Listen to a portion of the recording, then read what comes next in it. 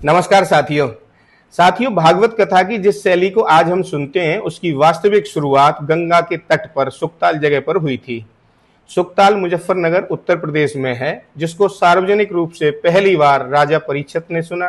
राजा परीक्षित वे थे जिन्हें तक्षक नाग के डसने से 7 दिन में मृत्यु का श्राप मिला था और वक्ता श्री सुखदेव जी महाराज थे। मृत्यु के भय को मिटाकर मोक्ष की प्राप्ति के लिए बिना अन्न जल ग्रहण किए परीक्षित को 7 दिनों तक निरंतर यह कथा सुनाई। आइए अब जिन्होंने कथा की शुरुआत की वो सुखदेव जी महाराज कौन थे, ये कथा हम आपको सुनाते हैं। जब माता पार्वती ने महादेव से उनके गले में मौजूद मुंडों का रहस्य जान लिया, तब उन्होंने अमर होने की इच्छा प्रकट की। इसी के फलस्वरूप महादेव ने उन्हें अमर कथा सुनाई। माता पार्वती के हट करने पर भगवान शिव ने उन्हें अमरत्व का ज्ञान देने के लिए तैयार हुए। उन्होंने एक ऐसे स्थान का चयन किया जहां कोई जीव उस गोपनीय कथा को ना सुन सके। इसके लिए उन्होंने अमरनाथ गुफा का चयन किया। गुफा की ओर जाते समय महादेव ने अपने सभी आभूषणों और गणों का त्याग कर दिया, जैसे नंदी को पहलगाम में छोड़ दिया, चंद्रमा को चंदनवाड़ी में और सर्पों को शेषनाग झील पर छोड़ा। गुफा में प्रवेश कर महादेव ने चारों ओर अग्नि प्रज्वलित कर दी ताकि कोई भी जीवित प्राणी अंदर न आ सके। कथा शुरू होने से पहले गुफा के भीतर एक सूख चुके पेड़ के खोखले में एक तोते का अंडा पड़ा हुआ था।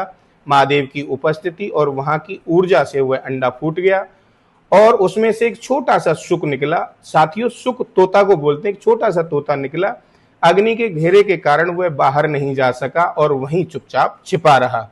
महादेव ने माता पार्वती को अमर कथा सुनाना शुरू किया, यानी ब्रह्म ज्ञान देना शुरू किया। कथा बहुत लंबी थी। सुनते सुनते माता पार्वती को थकान महसूस हुई और वे गहरी निंद्रा में चली गईं।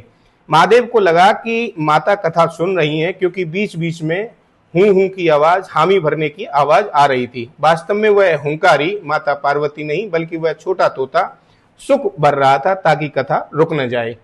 जब कथा समाप्त हुई तब महादेव जी ने देखा कि पार्वती जी तो सो रही हैं, तो उन्होंने आश्चर्य से पूछा कि फिर हुंकारी कौन भर रहा था। तभी उनकी दृष्टि उस छोटे तोते पर पड़ी। महादेव क्रोधित हो गए कि एक पक्षी ने अमर कथा सुन ली। वे उसे मारने के लिए दौड़े।